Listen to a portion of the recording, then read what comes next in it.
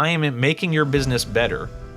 So you engaged in this assessment for me, and it wasn't, I finally talked you into it and you did it, and it's all my benefit because I'm going to tell you where you suck, right? And now here's all the projects you need to do so that we can start an engagement. There's value in terms of here's what you're getting. You gave me some of your time, and I'm giving you back some deliverable of value. So yeah, there's some projects that need to be done, but here's some insights about your business. Did you realize that your support organization is getting too many tickets? And as a result, that's puking on top of your project team, like I said earlier. Now your projects aren't completing on time because all your project people are working support tickets.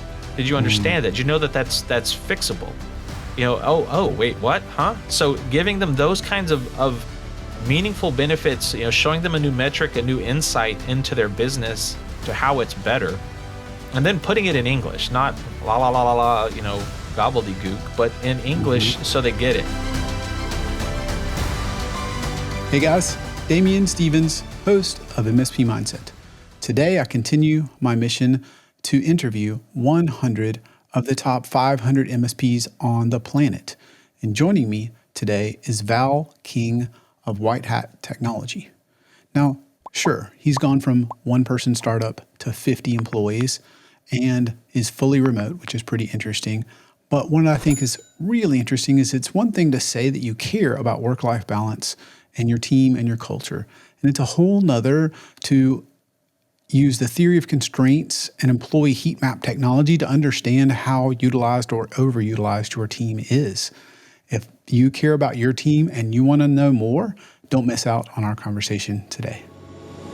Tell me about the first 3 years. I think you had some pretty good growth there. Yeah. So one of the first things I did was, and being exited from the former company, there were a few customers that I didn't think they handled well.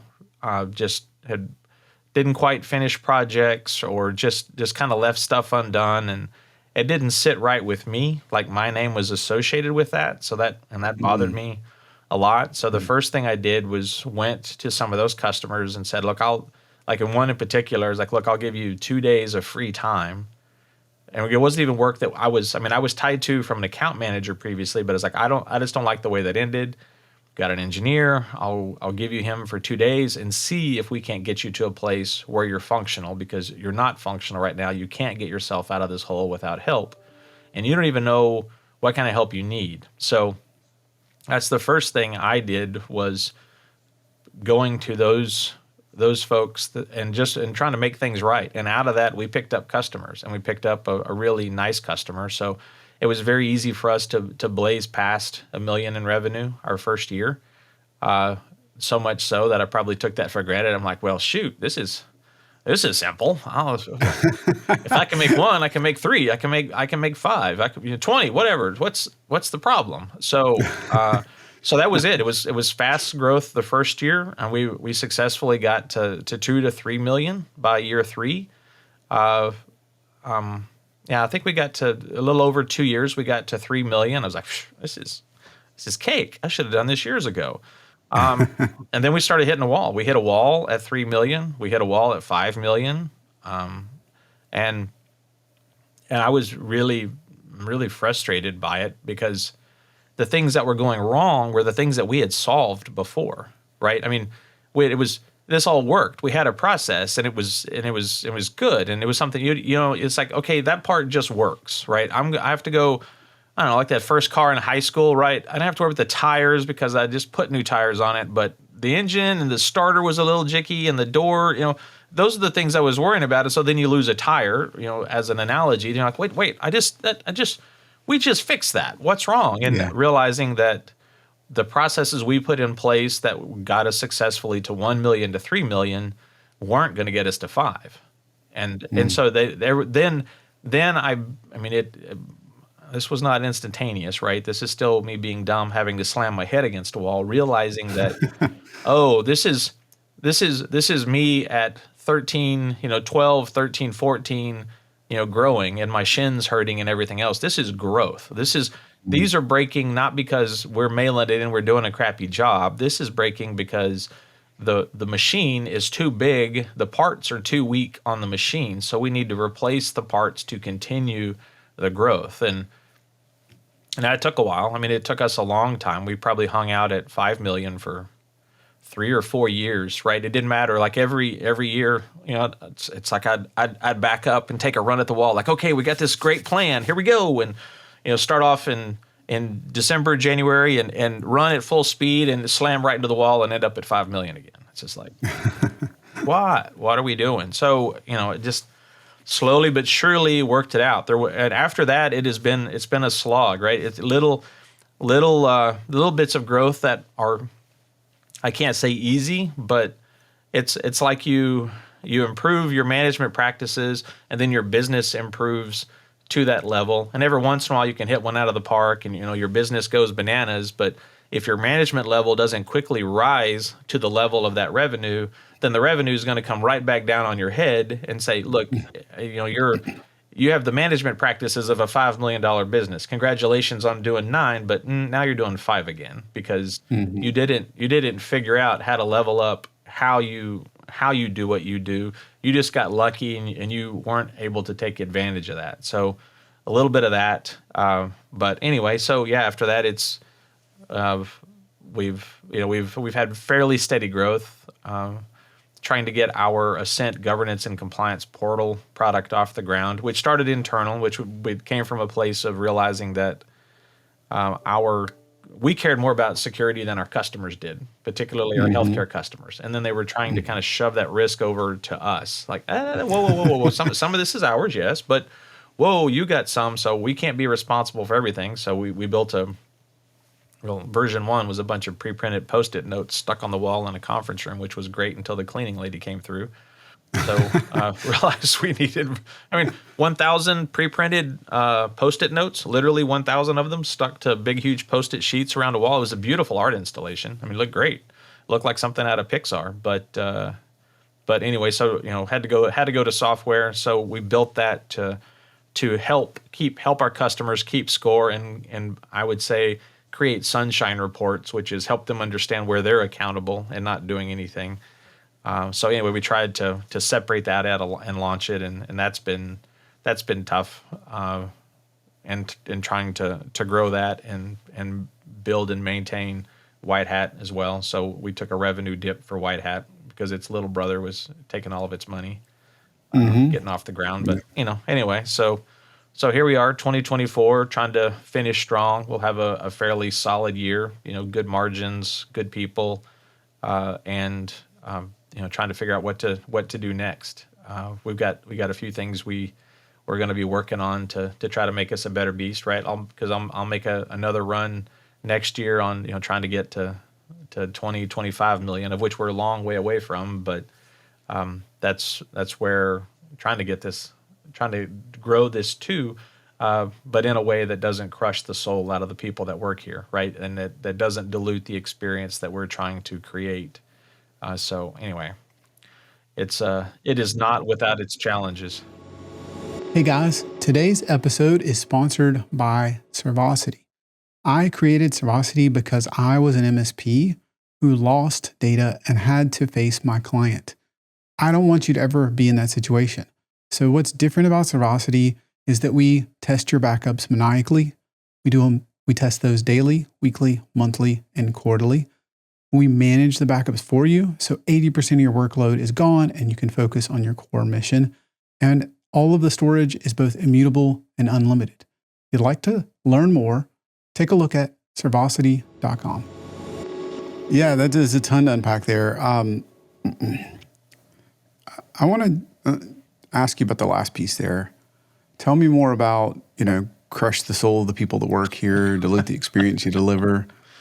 Because I think it's easy to get wrapped around numbers and think 1 to 2 million or 5 to 10 million or 10 to 20 or 15 to 20 or 20 to 25 or whatever the number is you're going for, and that sounds great from a business perspective, right? We all have these charts, they go up and to the right. And obviously it doesn't always go that way. But tell me a little bit more about how do you ensure you're not crushing the souls of those that work for you and diluting the experience? That's a fantastic question. For us, it began. So we had to. So for us, Autotask was the tool underneath it all. Love and hate over the years is what it is. But we couldn't really run projects out of Autotask successfully, and our on time percentage for projects was 60-70%, where we would miss 30+% of the time. So I accidentally read The Phoenix Project by Gene Kim. And in their book, there's a character named Eric who's kind of the guru, who's kind of educating the young neophyte as he's going through his. It's written as a business. It's written as a business novel, but anyway, it's more around dev, but they have some IT operations components in it. And the guy in the book mentions, the book The Goal by Goldratt. I'm like, what's a Goldratt? And I thought it was just something made up for the book. And so I look it up. I'm like, oh no, Eli Goldratt's a real dude. And he wrote a real book called The Goal. So that sent me down a journey of understanding what resources do to, where your bottlenecks are. So I don't know, I use an example of a teddy bear factory. You got 5 little machines. This one can can cut out 20 teddy bear pieces an hour. This one can stitch together 10 teddy bear pieces, et cetera, on down the line. And where's your bottleneck? And your bottleneck is, well, the machine that can only make 10, right? So I don't want everybody working at capacity, because I just end up with this pile of teddy bear parts in front of this one machine because it won't move any faster. So that for me was, it seems logical, but it was a light switch moment to say, okay, where's our bottleneck? Looking at Autotask and all the tools we had, you kind of know who your particular rock star is, the North Star who's shining down on everybody. But it's like, oh, we need to figure out a way to understand what the load is on our resources. So we picked ultimately a tool called Exapron, because I got from the goal to critical chain. Critical chain is the project management methodology. So we took that and then found a piece of software that embodied that, which for us was Exapron. So then we could load what's our ticket and support load, and then what's our project load, and we get a little heat map that's out every week, if not every month, where you can see green, yellow, red, glowing red, how much you're cooking a resource. And so that for us was huge. And as a result of changing the way we did projects, our project completion percentage on time went to 94%, give or take. So huge improvement for the company. But more importantly to me is you could see what you were doing to the people, right? You see their name and they're lit up red this week, they're green next week. So much so it'd be like, okay, this guy's getting cooked. He's taking a couple of mandatory days off, right? You're taking Friday off. No, and these are always the people that'll grind themselves in the ground and cook themselves. Yeah. So like, nope, you got to cool off, right? We got to get you out of the game a little bit. Or, if they get hosed and having to do stuff over a weekend and nights, just like IT, right? We're working when nobody else is, then making sure that we're balancing that out. But we could use that chart to look at our utilization to understand how our team was doing overall. Like, we've got one resource that he likes to run at 137% utilization. And he won't, that's normal to him. Anything less than that, he's miserable. And more than that, obviously, he's miserable. But 137 is his number. So that's just then load him to 137 and he's happy and he can run for years. But put him at 90 and he's terrible. So it's just very interesting so watching that about your people. Now we had to get better at keeping track of time, which is, that's an arrow in the side of every MSP. And we're not without our struggles in that area. But that was the biggest piece for us, that was a way for me to kind of have the pulse on the people in the organization while watching the growth and what we're doing. And understanding, if our margins aren't there or revenue's not there or what is it? Do we have too many people? Do we have too much payroll? Do we have capacity we're not selling? What are we doing wrong? That's also been a very key metric to understand, okay, well, our people are working now. Are they working efficiently? So it's helped us ask a better set of questions to understand what's going on in our business. I won't say we've perfected it. I've recently gone through another round of this, of trying to kind of spin the Rubik's Cube around for the next round of growth to try to figure out where some of our challenges are. but it's been a very important tool to gauge the heat of the company. How hot are we running? Is that sustainable? What's our capacity look like? Also calmed the noise down for us. Sorry, I'm answering questions you didn't even ask, but to get back to what you asked, that's it. Understanding what my ticket load, what my project load is, and what that's doing to our resources, and if they're green, light green, or zero capacity to 100 plus, or if they're going to get buried, making sure that we still treat them like humans and give them some time to cool off and have time with their family. That has been a great kind of balancing, trying to maintain that equilibrium to keep happy people that'll deliver, having a good experience that can deliver a good experience to hopefully help us hit the growth. But you're right. You just focus on the numbers, then I don't think you can be successful long term. At least I can't. And the way that I like to operate, there Yeah. may be other people that have figured out how to unlock that. That's a level I haven't got to yet. I don't have the cheat code for that one. It's about the people. So many follow-ups I have there, Val. Okay, fair enough. We I got time, love it. so ask Yeah. away.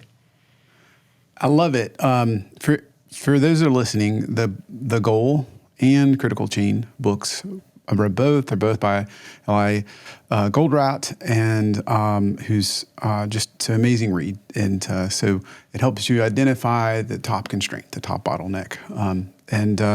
So that was also kind of a game changer for me. I liked it so much that I'm now a board member of Theory of Constraints, the organization supporting it. I mean, it did so much for our business that I attended their events, and now I'm literally a sitting board member because it gave so much to us that I feel, I don't know, it's like somebody does something nice for you, so you feel that reciprocity thing that you need to give back. So, I mean, ultimately, I became a board member or ran for it, and they were crazy enough to let me on the board. But for that reason, is it made such a huge impact in our business that I wanted to try to give some of that back and help others figure it out, because it's just life is so much better knowing when to start a project, right? They give you a project, just start. No. This resource, we don't have full kit until another 2 weeks. So I'm going to start there when I've got all the stuff. We're not just going to run off and start 50 projects and they're all just going to meander around and die a grisly death. Anyway, sorry, Yeah. but yeah, it's been a huge, one of those few things you can look back and go, okay, there's an arc in the hockey stick right there with that decision. Thank you for getting that one right. Well, I appreciate this because sometimes I go down these rabbit holes and get deep in things like if I tell somebody about the theory of constraints, they're going to look at me and go, I don't know what you're talking about, right? I get that same look, by the way. Theory of constraints, critical chain. Huh? What? You mean Yes. critical path? No. That's not what I mean at all. But yeah, so there's Very different. sometimes, yeah, I'm not a hit at parties if that line of conversation comes out. You're like, yeah, no. Let's go back to football or baseball because we're not getting anywhere with this line of questioning. I love that. Well, on that note, so I wanted to kind of unpack that. What I love about it, right, is you can read the book, you can apply those. That made a big change in my life and in yours. I also love how you're tying it to people and process.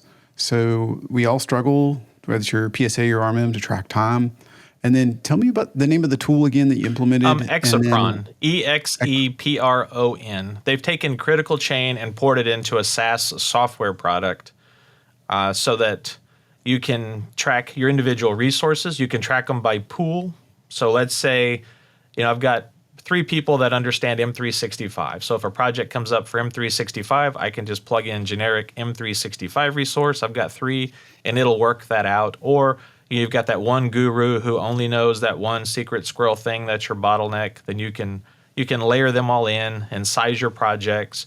And they have something in it called running the drums. You can take your whole portfolio of projects and it'll shuffle out the skill sets that everybody has. So if I need that one guy, I need you here Monday, Tuesday. I need you on this project Wednesday. I need you on this project on Friday. It works all that out for you, and I need you to work on these specific tasks for that day. So If you laid it, and it'll lay it all out. And then the next thing that happens, like, for us when we were using Waterfall Microsoft Project, is you'd build this beautiful Gantt chart, and then 2 days in, somebody gets sick, and the whole thing just, goes Throw it goes out. sideways. That has buffers built in to the project itself.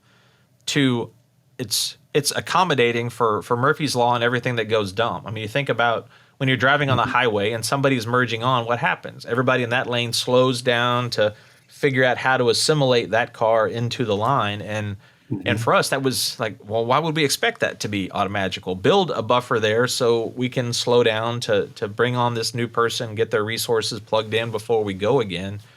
So little things like that just put logic around projects, took a lot of the mystery out. And anyway, so Exapron does all that in a software package. And then when you add a new project, you can, what they would say is run the drum, and it'll weave that new project in without blowing up everything else.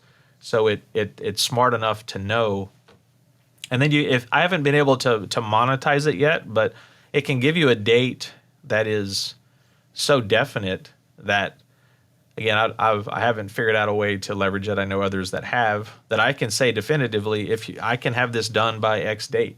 And if, you need this done in 4 weeks, well, okay, give me 10% or 20% more money, and I can hit that date. I haven't found a way to monetize that, but we have that ability to say, okay, well, if I've got to pull this forward 2 weeks, then I know what needs to move to make that happen. So that's really empowering, especially to a PM team. And I've got one great lead project manager who's embraced it, who makes it dance. But it's been a great tool for us. And in 3 days, you'll have all your projects in it, and you'll know how to use it. It's not one of those things where you got to have an FTE off in the basement that is chained to a desk, that has to learn this thing. And they do the training, and it was phenomenal. Yeah, after 3 days of training, we were fully armed and slapping projects in. And we learned since, obviously, but it was quick and made an immediate impact in our business. Nobody in IT knows with certainty when they'll actually deliver. So to be able to get something like that, let alone be able to pull it forward if there was a way to monetize or if your client needed it, is huge. Is this something you guys solely use for project management? Do you use this for resource allocation inside of managed services? We use it so we use two different types of project management tools. All of the projects that we're delivering for customers, IT projects, yes, all that runs through Exapron. The only thing, but if you end up with, I don't know, like a task list, then we'll use like a Monday or something like that to just manage tasks. Something simple there's not 57 moving pieces, and it's not a resource constraint. It's just Val needs to do these 10 things today. And then so basically we've got a separate solution if it's just an individual task. Some use just to do from Microsoft to track. Let me ask a better question, reframe that. What I'm getting at from a resource perspective is everybody in your team that you understand this heat map in there, or is this just, I've got like 10 out of 50 that do projects and the other 40 that deliver help desk and managed services? No, we don't really have a heat map. No, that's a much better question. So the challenge, as a lot of service providers have, is our support staff is not separate from our project staff. In other words, if the ticket escalates high enough, it's going to move into the project team, because that's all really where all the super secret squirrel smart people are. So the Exapron tool runs everybody who's involved in an active project. That may include support, or it may not. But support by itself, if they're not touching projects, they're not in Exapron. I run them off of a different metric. So leveraging MetricNet, which is an organization that does a great job of benchmarking service desks. So we understand how many tickets should a customer have, how many tickets, what should be our close speed. So I know how many tickets an engineer should be able to work a day. And we, if they're field support or if they're sitting behind a desk or desktop support. So we have various metrics that we put in place to look at how taxed they are. So so I don't want a customer to have more than 2 to really 3 tickets per end user. That's incorrect. So I would say that, let's say it's a 100 user MSP, 100 end users, employees working for the company. When we get there, I would expect to see 100 or more tickets if it's not well managed. I've got one ticket for every employee that works there. Our job is to systematically introduce automation, of which we're at about 70%, to get that down to, if I've got 100 people working there, I don't want more than 30 tickets a month. If I get to 50 tickets, that's a good waypoint, but ultimately I want it to be 30.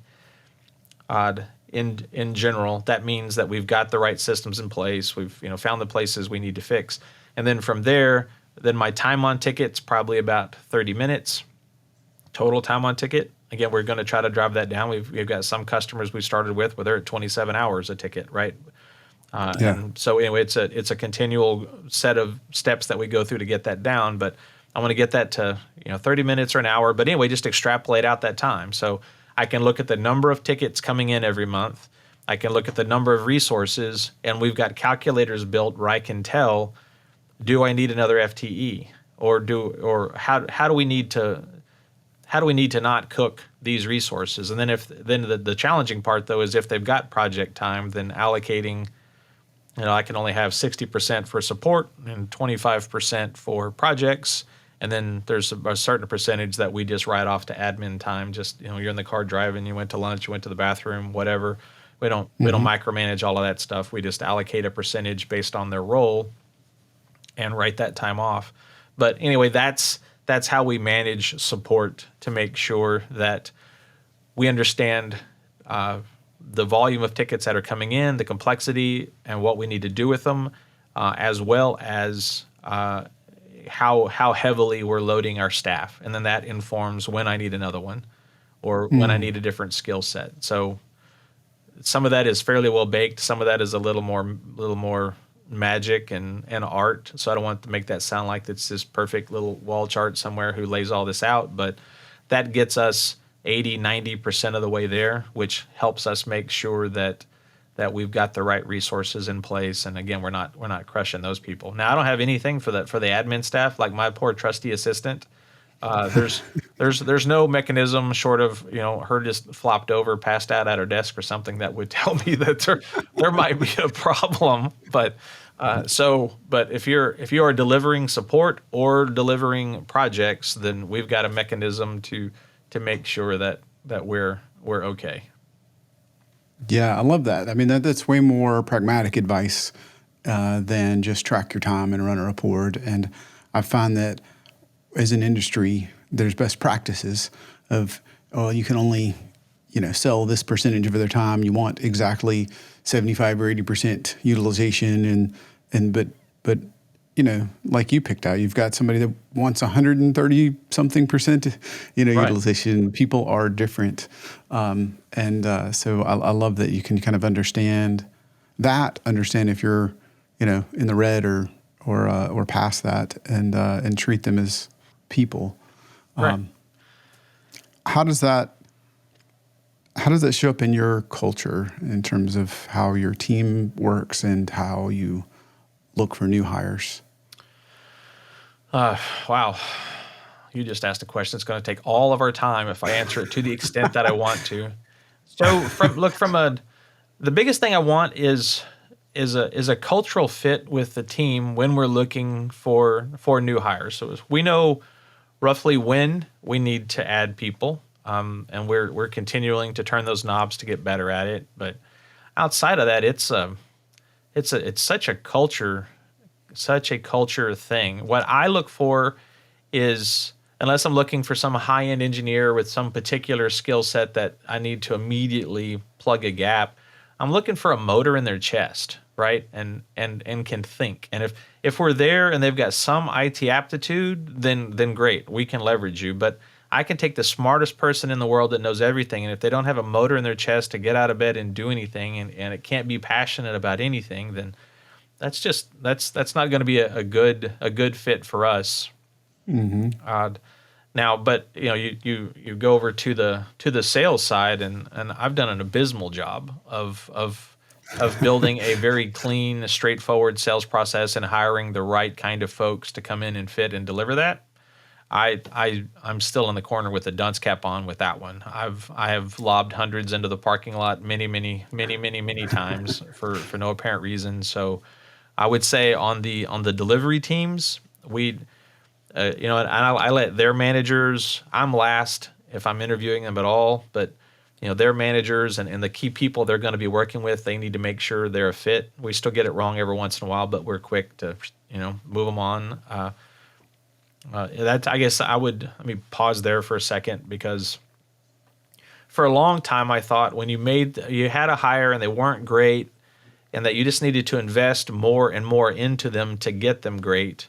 And then I realized, you think that's the humane thing to do. I'm going to grow this person into the role, but some people can't grow or don't want to grow, and so you end up doing more damage to your company. Because you say, here's all these great things you want to do, and then people look around and everybody knows, well, that person's not performing. So I hear you say this, but what's that? So it is more humane and better for the people that work at a company, in some cases, to separate from an employee than to continue to invest over and over again in somebody who's just not a good fit, right? Trying to jam a square peg into a round hole, and I don't mean that to be inhumane. There's nothing wrong with those people. Some of those people I'm still friends with, and they're great. They're just not a fit for where they are, and you've got to keep. I look at our company like you look at the face of a watch, and you got three little hands zipping around, seconds, minutes, hours. But you flip over the back and take the back off, and you see all the little cogs and gears and everything whizzing around in there. That's what I need. I need concert behind the scenes, and behind the curtain. We can accept a level of chaos because we're on the receiving end of stuff, but all the pieces have to fit together. And if they don't fit, then that I see that as part of my job now, is to take the pieces off the board that aren't a fit, right? Don't be mean. It's not, there's no ill will towards the person. It's just you're a fit or you're not a fit. And then in some cases trying to help them find new and improved places to be that might be a better fit for what they need, now that I've had some time to work with them. But anyway, so I would say that's an important part for services providers looking at this, or really anybody, is focusing all your time on the person who's not working out instead of taking care of the 3, 5, 10, 20, 100 that are working out. That can send a mixed message to them, which can do more damage to your company overall than keeping somebody around who's not a good fit or a drag on the operation. That's an important piece that I don't articulate very often, but that's been a very important, hard-learned piece of advice there. So do with it what you will. It was counterintuitive Worth what for you paid me. for it, but it's served us well. No, I learned the same lesson. It was very counterintuitive. It seems like if you have a challenge, you should help. And I think, if you have a heart for people like you do, and I do, Val, you want to help them. And there are certain people that, they just run into a tough time, or they just need a little bit of help.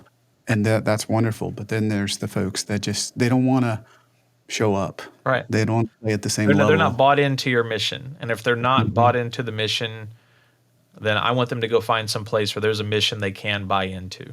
Because I don't want to wake up and not have a fire in my belly to go do what I do, which is my job is to make IT a competitive advantage for the companies that we support. And we go over technical debt with them, help them, chop that down, help them understand. We've got, like, why is this customer why is this company, my peer, innovating very rapidly and it's taking us forever? Why are our projects slow? And it's, well, your support organization is out of whack, and that's overflowing into your project organization. So your projects don't happen. You're carrying too much technical debt. So I can't put in this new app because it's not supported on the version of VMware you got, because that's not supported on the OS version that you've got, because your hardware is 7 years old. So a 2-week application upgrade is now a 7-month odyssey of getting new hardware and updating all this stuff. So we lay that out for customers and try to get them to a place where they can do in 3 years what their competitors are doing in 10 by just managing support and managing technical debt. And then my job is to give that to the senior leaders of the business, the way they understand marketing, sales, finance, is give them, IT is not just a black hole that's going to suck down every dollar you feed it. There's a logical way to use it from a business perspective. Certainly it can drive a vision, but just from an operational standpoint, how maintaining your shop, keeping the old equipment out, and keeping a refresh allows you to move forward faster because you've got more of your budget facing what you want to do and less of it facing on, I give it to them in the inference of a tractor pull, right? Eventually you're hauling so much junk behind you that it doesn't matter with, all the engines and the flame and the fire and everything else. You're not going anywhere. You're just slinging dirt because you're pulling too much crap behind you. So helping them get their technical debt from, a 90-10 ratio to 60-40, 70-30, where they've got more budget. So if I can give you 30% of your budget every year to go forward thinking and do the things you want to do, and this other competitor over here has only got 10% of his budget, that's where we get to that, right? It takes him 10 years to do what you can do in more or less 3. So every 10 years, you're 30 years ahead of that guy. Yeah. And That's a game changer. yes, so that's part of the kind of the VCIO side of helping them understand this isn't just, a bunch of monkeys down in the basement, beating on pipes and trying to keep the lights blinking. There's a level of strategy to IT, just IT operations. Forget what super cool new things you want to do with the technology. There's a lot of strategy in just maintaining it properly. Yeah, and it's shown everybody, I think, that's aware in the MSP space says, well, no geek speak. But I was looking at your website earlier today, and you started with technology, your technology, your tools, and often we'll say people, process, and technology, but yours is better with 3 T's. But you started with talent, which I think says a lot. Not just the tools and the technology, but started with talent. And so I see that kind of showing through in the messaging, which puts you well ahead of most of the folks that don't get across that core difference. And I guess the point there is not to copy Val, but to figure out why you care. And that's what's interesting to me, Val, is you seem to really care that they actually use technology as a strategic differentiator, not just hire us to keep the lights on and provide, help desk and cybersecurity. I mean, that's true. I think it's part of who I am. I mean, when I'm making decisions for Whitehat, I'm thinking in terms of there's probably 200 people I'm impacting. There's the employees, there's their significant others, and then there's their kids and their houses and mortgages and everything else, and the decisions that I make. So if it's just me I'm impacting, or my immediate family, but the bigger the MSP gets, the bigger the organization gets, the more carefully I've got to weigh those decisions, right? I mean, I almost kind of virtually see myself sitting in a stadium. I make a decision, and I've got 400 eyeballs looking at me like, what did you just do, idiot? Right? Or, hey, that was brilliant. Thank you. And I think about our customers' businesses that way. There's some huge companies we support, and it's hard to think of them as a group of people. You think they're just a big logo, right? At this point, they're so huge, and that if we do something stupid, they're going to survive. But the small to medium businesses, I mean, some guy, some girl decided to go hang out a shingle and go do whatever they did, right? And they're relying on us to provide that IT component for them to make their business better. No one shows up saying, here, I'm going to give you cash. Please make my business suck. No one does that, right? Nobody. Right. So I'm there to at least maintain, if not optimally, I would say our job is to make it better. Again, I want it to be a competitive advantage for them because I want them to be successful. I want them to grow. I want them to achieve their dreams. And it's a little self-serving. I mean, I look around, and there are ambulances that get to where they need to get to people out in the middle of Louisiana because of work we did.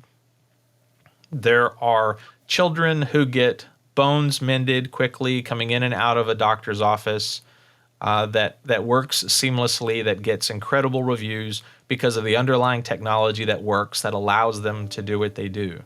There are people that are homeless that are getting mental health care because of because the providers aren't in their offices, we've enabled them with technology to go sit on a park bench in the middle of Nowhereville City and deliver care to a person.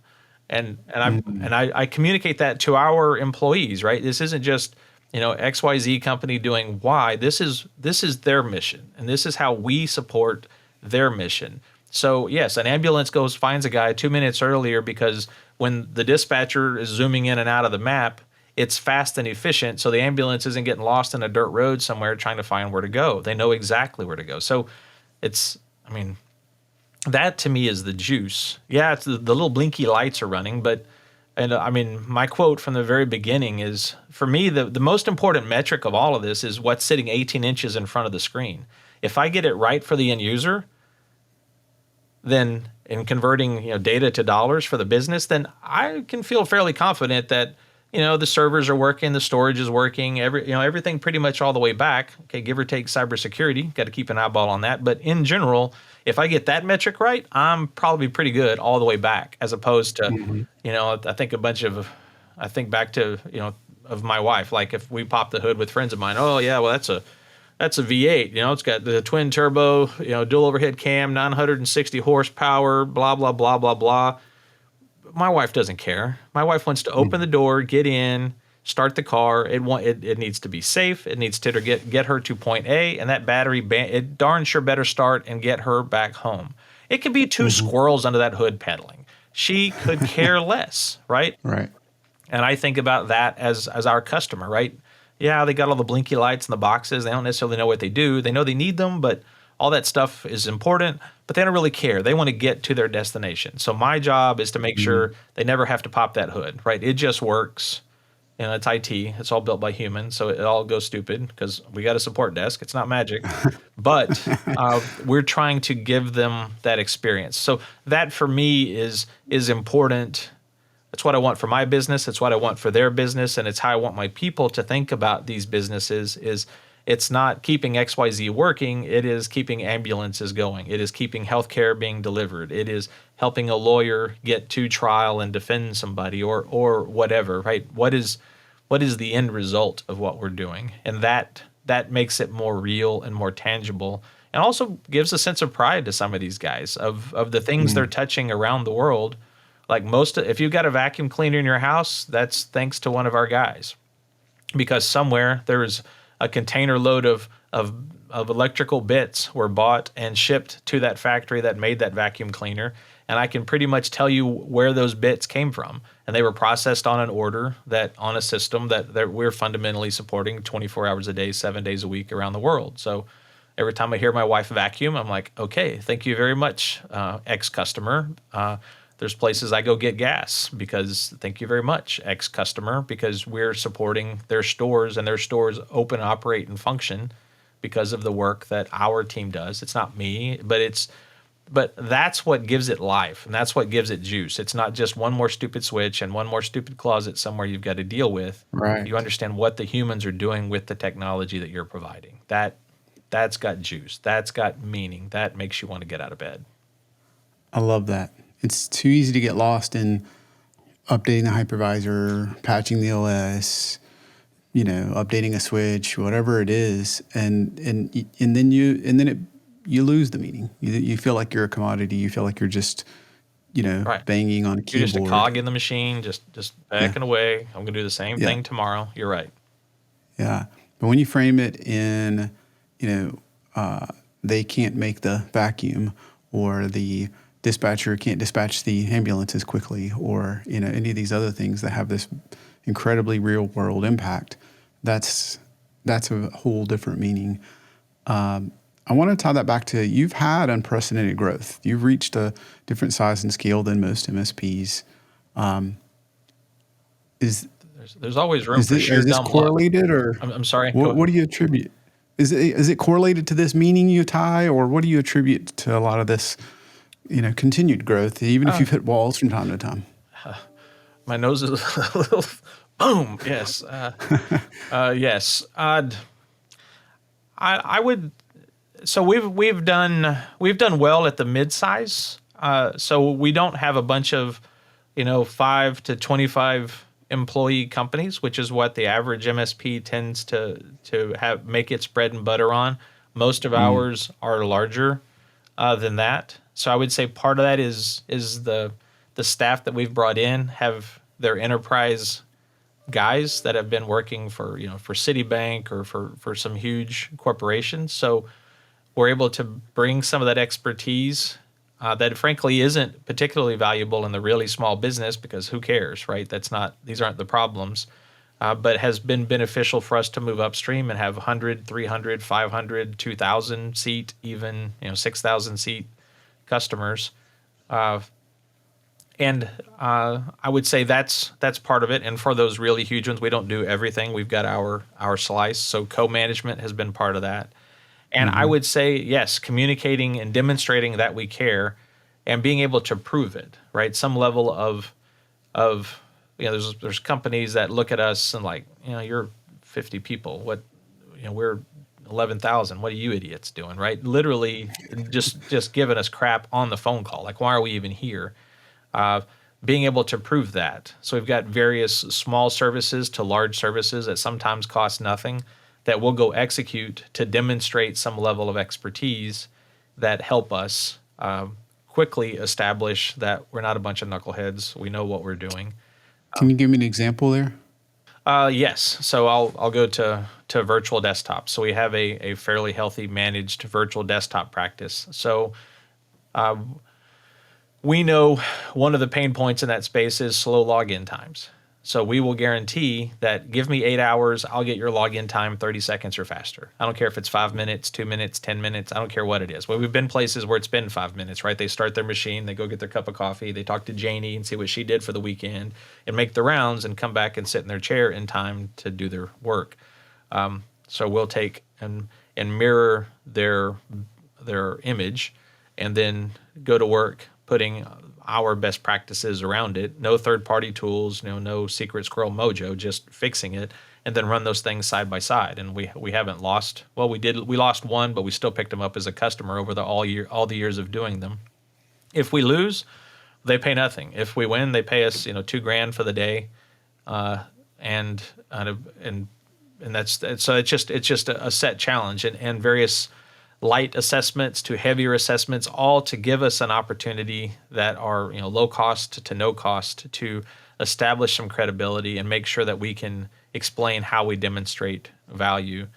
And then I don't know, maybe part of it's me, maybe it's part of I wouldn't say me directly, but culture in that I'm going to take care of you. If it goes stupid, I mean, one of our early customers, literally in year one.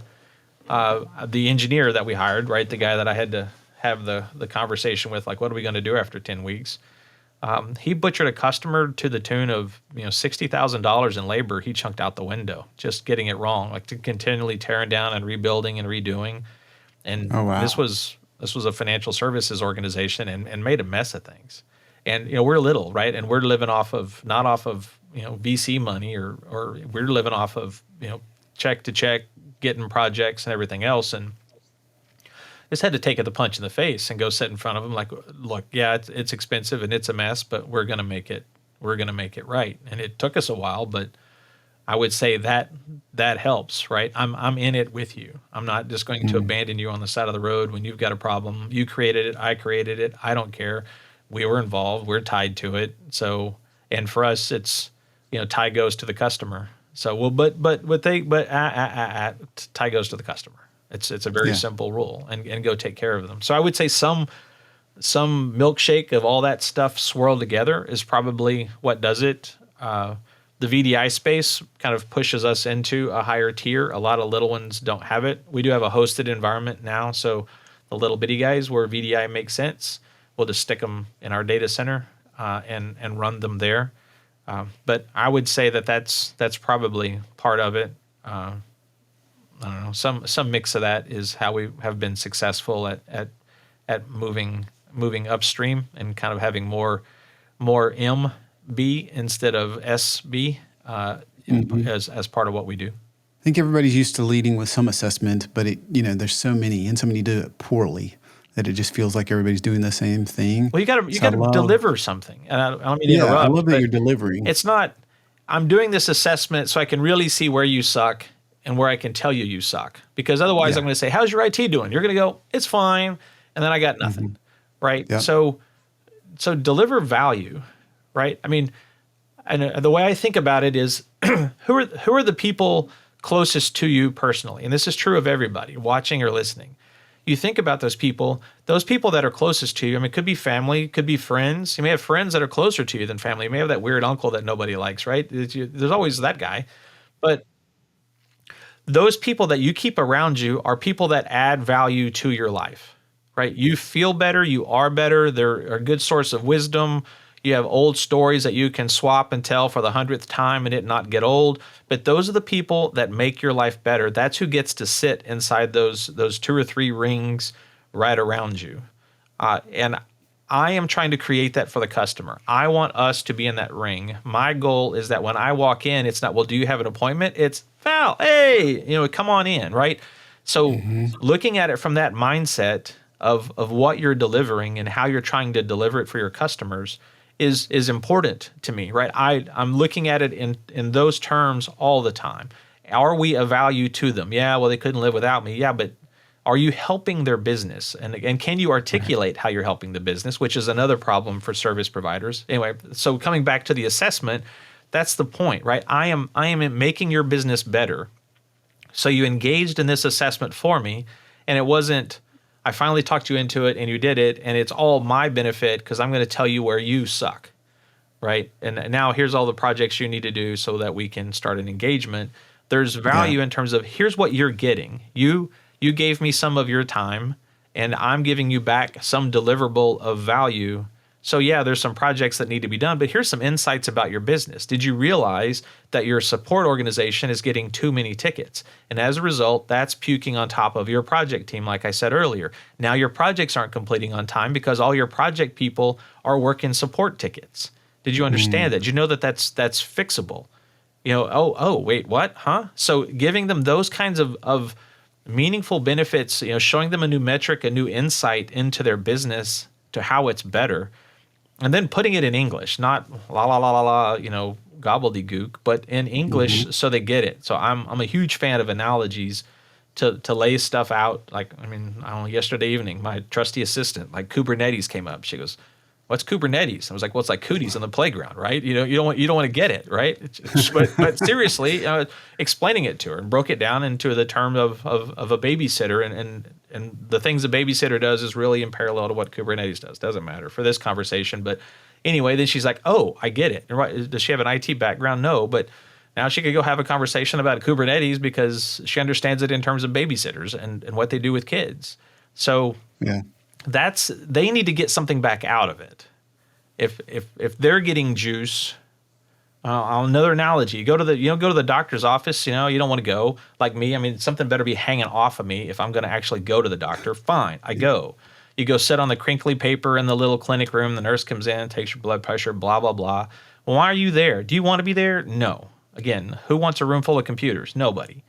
But I'm Right. there. So, and then you get a whole bunch of diagnostic questions. Well, what about this? What about this? And you're in a trade with that person. You're essentially saying, yes, is this valuable to me? No, I know all this information. Here is my name. Yes, this is where it hurts. All this crap I know. I don't need you for this part.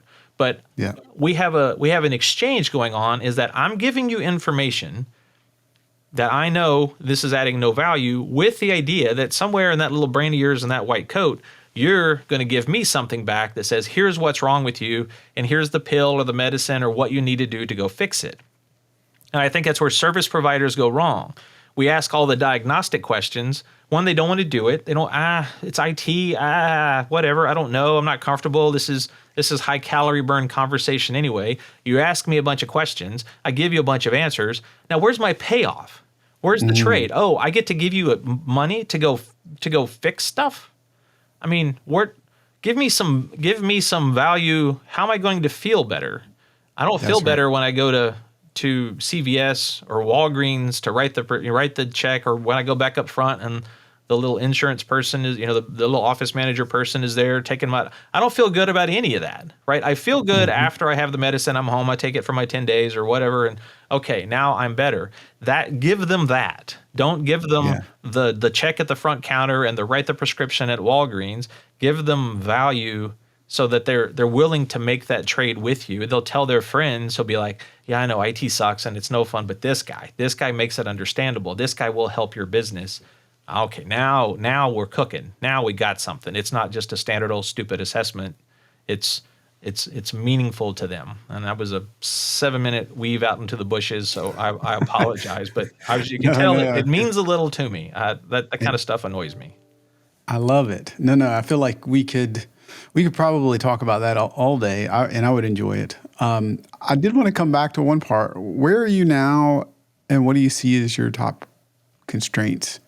Going back to constraints theory of constraint. What's your top bottleneck or constraint? So where we're at now is, I think we are too wide. I think we have let the edges creep out to where we're focused on too many things. So I'm making a concentrated effort to find those spots where we add the most value and cut those pieces of the business, prune the tree, right? Every once in a while, you got to go prune the tree. Well, we need to prune the tree. Marketing costs get ridiculous because you've got so many service lines and so many products. Your sales training becomes painful because there's so much stuff. Your delivery teams have problems. So the wider you are in terms of a product set, it's an order of magnitude problem downstream for everybody who's trying to manage that. So for me, that has become obvious. That was a palm to forehead moment this year that we need to narrow that back. And we got some work to do in our leadership team to make sure that we're all on the same page. We've got some different ideas of how to grow and how to do things. So that's I think that's probably part of some of the stuff leaking in the corners culture wise that we need to nip before it becomes a thing. So we need to get our leaders all on the same page. Now we're fully remote. So we have people in India and Bulgaria and North America, and then other people just kind of scattered all over the place. So we've been remote long before remote was cool. Yeah, but that is super unique. Yeah, it is. But we've got some work to do to make sure we're still on the same page. It's something we haven't paid enough attention to of late, focusing on other things, but now it's time to make sure that we're back on the same bus and going the same direction. That's an important part. And also we're moving away from Autotask into Halo. And that's, I didn't realize we had a complex business, but apparently we do, because, hey, 4 months and you'll be in and it'll all be great. Yeah. Pigs flew first, right? Here we are. We're coming up on a year, and we're just now starting to get to a place where we can make that transition. So, that's been I can't say I've got one of my 4 tires is flat, but I can certainly say it's low because we've had to put some attention on the machine itself more so than normal, as opposed to continue to drive the business. So for me, it is finish that migration, make sure leadership team is on the same page, and that we have narrowed our focus to what we're really, really good at. And that may mean, narrowing some of our customers as well and helping them transition. Don't know yet. We'll see. But making sure that we're where we are best, right? I don't want to play in spaces where we suck. I'd rather find a good partner to plug them in to take care of that piece, and not trying to be everything to everybody. I mean, we're not there. We're not that wide, but we need to be more focused. So those are the places that we're going to play for the balance of 24 going into 25, and ultimately, I'm trying to find the next little rocket to ignite to get us, into well into the double digits of value and grow the company, and not just the revenue, but everything under it, making sure we have the systems to drive it. So that is my focus. We've got some, and then yeah, out on the fringe, there'll be some time. We've got some good partnerships with some OEMs and some other things that we're developing that will hopefully help drive more volume for us as we're doing services on their behalf. That we've built enough expertise that we're getting some notice from some companies that want us to do some of that work on their behalf. That looks like a potential strong growth avenue for us. So that's where my head is at, and then along the way, making sure that we're adding good people and not crushing the ones we got, so we all get there together. I love that, and your understanding of how to not crush them is just an incredible takeaway for me. I want to switch gears and ask you, what's the biggest lesson learned over all these years, Val? Whew. Wow. Biggest lesson learned. I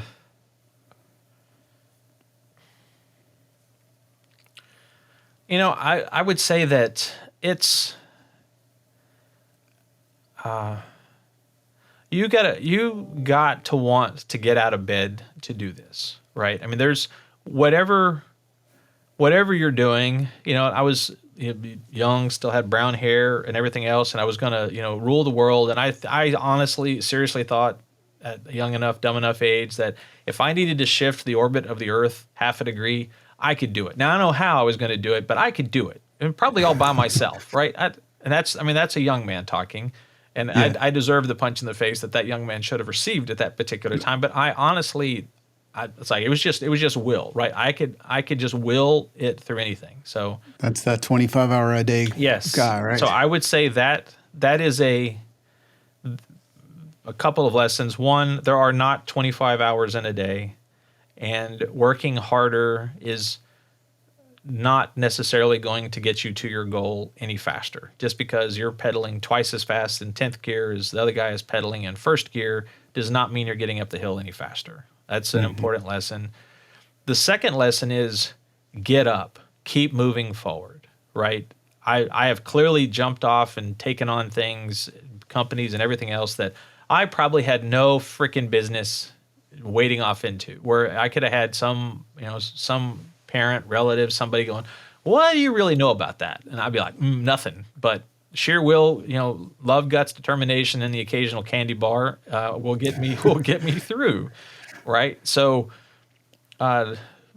take those risks. Everybody says it, but you have to be willing to get up when you get punched in the face. If you can't take a punch in the face, don't go wading out into the deep end. Stay in the shallow end, go to work, punch your clock, do your thing, grab about your boss, get in the car, go home. You have to be willing to be just absolutely set upon and crushed, and know that you're going to spring back into your shape, right? And you're going to be able to get up, and you're going to be able to go forward. If you can't do that, get out of this. And if you're in something that is a people business and you suck at people, then don't do it, or don't start without somebody phenomenal. I'm giving you yes for one. I'm giving you three. Don't start without somebody who's phenomenal with people. Quit it. Yeah. Don't do it. So those would be my three, and there's probably 10 more I could think of, but that middle one I think is the most important. Make sure you can get up.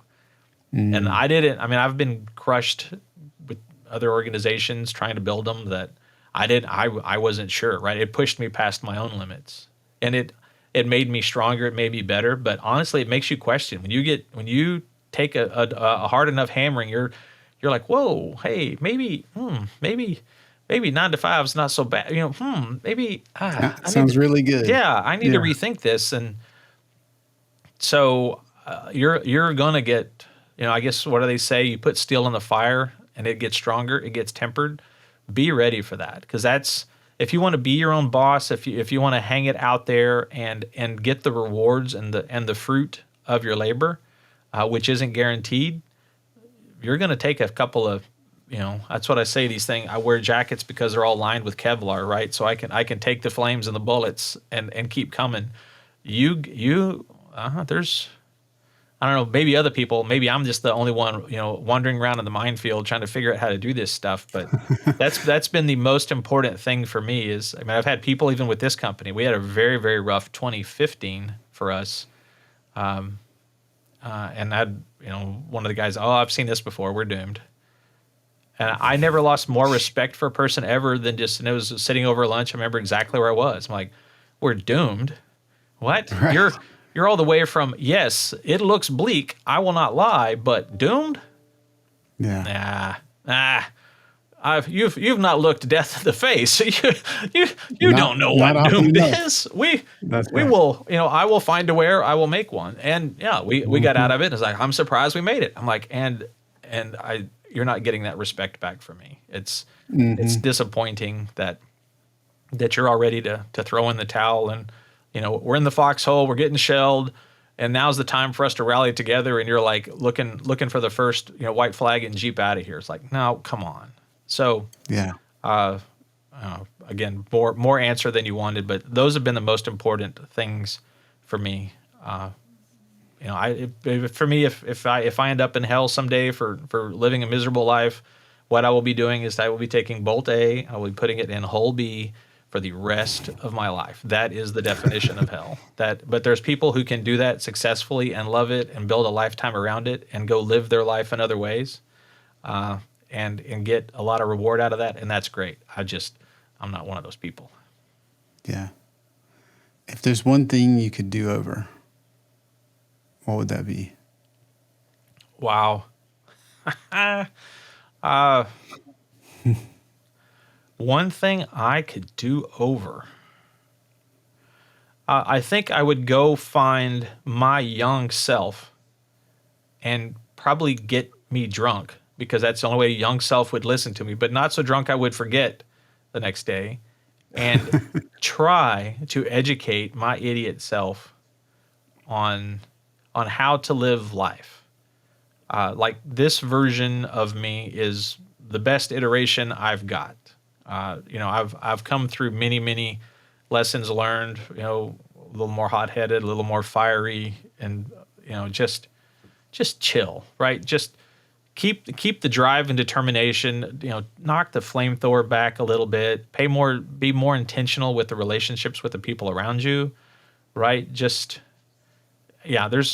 probably a handful of things I'd like to say to young me that would maybe make it I don't know, I can't say an easier path, but lessons I would have learned, decades sooner.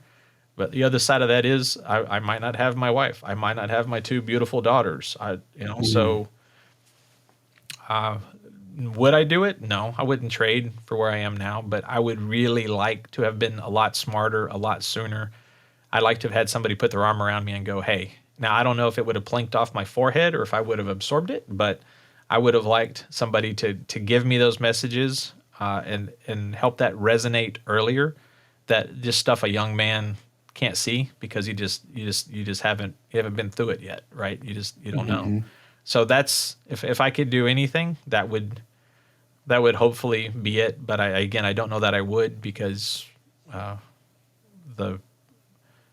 there's a lot of again, wife, kids, and everything else that's been built around it that I wouldn't trade for, right? I'm not going to go back and hit the reset button and start all over again and risk the every scar I've got. I mean, I tell people I wear long pants so you don't see where the bear traps have snapped on my shins over the years. You don't see the scars. I'll keep my scars, right? They've helped shape me into who I am, for better or worse, and on a continual journey to learn. So that's I guess that's my best answer. I appreciate that. What's a common myth or misperception about MSPs that you'd love to change? That we all know what we're doing would be one, right? Yeah. I think, just like salespeople, there's some guy in white shoes and a bad plaid jacket on some little crappy lot somewhere who scares the hell out of people, and nobody wants to buy a car because of that guy. I think there's MSPs that are the same way. I think there should be some minimal standard, like CPAs. If you're going to a CPA, they're accredited. They've got they've had to go through continuing education training. I think we need that in the business. I don't think it can be, I'm mad at my employer, so I'm going to hang out a shingle on Monday and I'm going to be an IT guy, because you might be a phenomenal IT guy and a miserable business person. Now, the market the market will take care of you, right? It will sweep you out of business if you're not worthy of being in business through bad breaks or whatever. But I think we need a standard of a certification of sorts of this. This is what an MSP is, who is doing the right thing, who's taking care of cybersecurity. I mean, I don't mean huge firms because I don't think you have to be a huge firm, but I think there's certain things you need to be doing right as an MSP to get to call yourself an MSP. Otherwise, you need to go apprentice with somebody else and figure it out, right? Not as a barrier to keep people out, but go somewhere who's figured it out, learn, and then go apply your trade. Uh, don't just slap out a shingle and wing it and hope for the best. I'd my advice would be different if it was 15 years ago and cryptocurrency didn't exist and people that are professional organizations paid to hack our customers. It's a different level of the game, right? Regulation is coming for MSPs at some point. As much as I hate regulation, but it's already creeping into our world. So because the stakes are high, it's just so that's what I would say to MSPs is gone are the days when it's full on cowboy town and you can just go out there and wing it.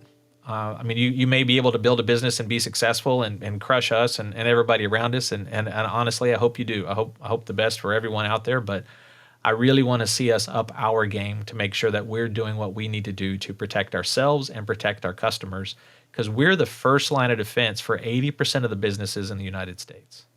It's us. So if no one's holding us accountable, that to me is there's a fundamental problem. We need to fix that. 80% of the economy runs on the back of 80% of the jobs run on the back of what we do. So we need to not suck. Yeah. Understatement of the year there. What over the next few years are you looking forward to? What is that?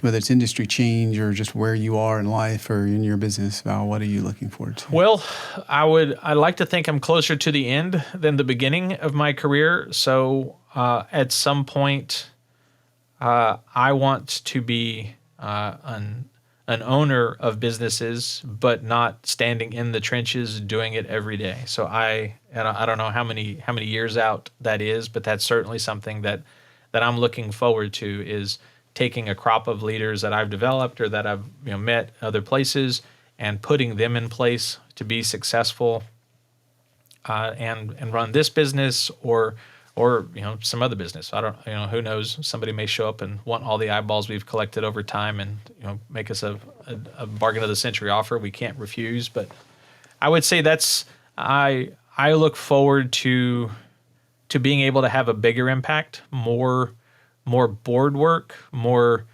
I don't know, I can't say speaking necessarily, but more helping, right? I feel like I'm in it and I've got the blinders on a lot of the time executing the work, and I'm looking forward to a day where I can take a step back, put somebody else in this role or in whatever I'm doing, and my income is all right, where I can go try to have a bigger impact on the world. And by impact, I don't mean more for Val, but I can help in a bigger way.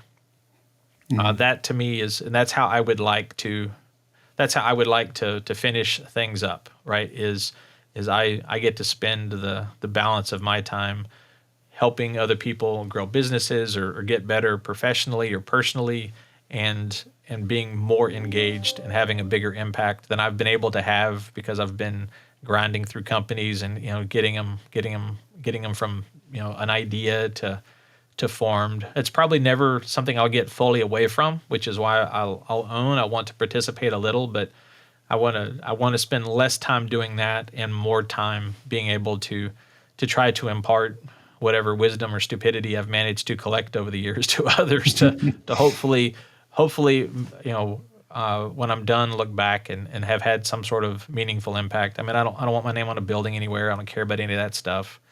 But just to have made, to the best of my ability, made this place better than when I got here, which I think is really tough to look around and do today. It's very kind of scary where we are, honestly.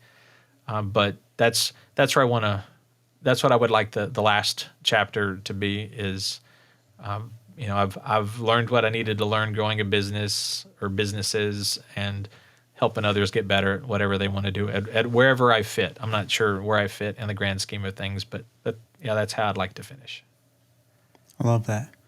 Speaking of that, for those that are listening or watching, if they would love to benefit from you, would love to reach out, what's the best way to get a hold of you? Sure. Email is the easiest. Thank you, podcast scrapers who will take this, and I'll get 9,000 emails from random people I don't care about that are trying to sell me their widget. But val.king@whitehatvirtual.com. White is in color, hat is in on your head, virtual is in not real. Send that to me, and I'll be happy to engage and help to whatever extent I can help you get better at what you're doing. I can't give you all of my undivided attention, but I welcome being able to give back to the best I can to help people get better at what they're doing. Be that a business owner who just wants some advice of how to make things better for them, and or a services provider that wants to know how to make their business better. And we do play nice with other services providers. We work with probably, I don't know, we do VDI services for probably a dozen or so around the United States. So if there's a way that we can partner up and we can partner up in a way that makes their business better and we can help support them and make sense for both of us, certainly open to those kinds of conversations as well. So I love it. I've discovered that business for me is also a bit of a hobby. And I figured that out, and I'll finish with this story, barring any other questions from you, is when I was, sitting in my chair in the house, and my oldest daughter, she's graduated, and I'm just sitting there, and I was, playing a game on the phone, right? I got some time to kill, so I'm playing a game, and my daughter walks up, and, what are you doing, Dad? I was playing a game, waste a little time before we go to dinner. And she goes, "Is that a business simulation game?" I'm like, yeah, you're right. So even in my time off, I'm still playing in business. So fortunately, I have found something that I'm passionate about and enjoy, that is also kind of my hobby. So that helps me. I mean, I don't really, I get tired, I get exhausted just like everybody else, but it's a fascinating space, helping and watching businesses grow and making them grow. So I'm very lucky in that regard, in that, one, I do not need a lot of sleep, and two, I thoroughly love kind of being eyeball deep in all of this. Even though you have those days where you put your hands on your knees, you're like, what was I thinking? But I wouldn't trade for it. It's been fun, and I'd do it again. I wanted to ask one more, which is, what's the number one book you would recommend to those that are listening? Wow. You're full of good questions. Thank you. Yeah, you're doing your job well. So far, so good. Wow. What one book would I recommend?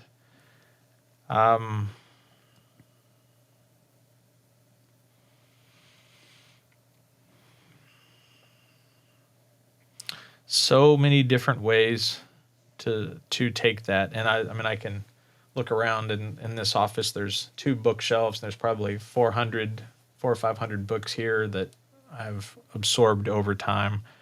And this will sound cliche, but for me, the book for me is the Bible. That is the book that I start with. And I don't, whatever your faith is, I don't care. You do you, I'll do me. That's fine. But you want to know how to be as a human and how to participate, and you lose your way, and you get kind of ornery, and you get testy, and you get out of your own lines. That's a good book to understand how to be. Forget the religious overtones. Just a manual to being a human. That is a very good book for that topic. If I'm a services provider, I think I'm going to go start with. If I need process, I'll start with Gino Wickman's book, Traction. If I want to understand and how to make projects and stuff better, I'd start with the Phoenix Project, because it's an easy read and it's a fun read, and see if it lights you up to go hit up Critical Chain and go down that road.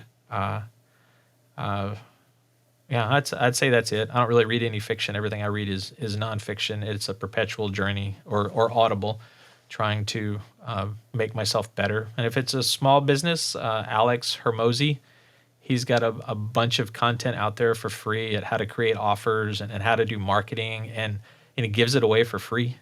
And it's good stuff. It's not, it's not a blog article you think is going to be phenomenal, and it's like cotton candy where it looks like something, and then you end up with a mouthful of nothing. Right? There's actual substance there. So, if you want a crash course at building offers and helping getting yourself out of a primary sales role, I'd go look at Alex's stuff. Is $100 million offers.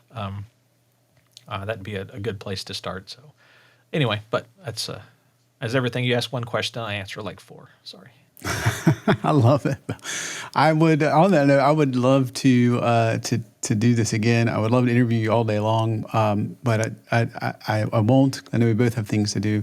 From the bottom of my heart, thank you for Sure. being on MSP Mindset. I've enjoyed it's really it. a gift. Looking forward to seeing it come out, and I'm gonna go find your episode with Alan and see how he did. I'll see him in Germany in September, because the annual conference for TOC is there. Anybody wants to show up, please do. So I've done my board member duty to encourage people to attend. But yes, I will see Alan there, and so I don't know him well enough to harass him mercilessly if he did not do well, but I'll make sure and get my jabs in. I'll at least let him know that I saw it. But yeah, I like Alan. He's a good guy. He's a wonderful guy. Say hello for me. I've gotten the opportunity to speak with him a number of times. Val, thank you so much for being on MSP Mindset. Sure. Thank you.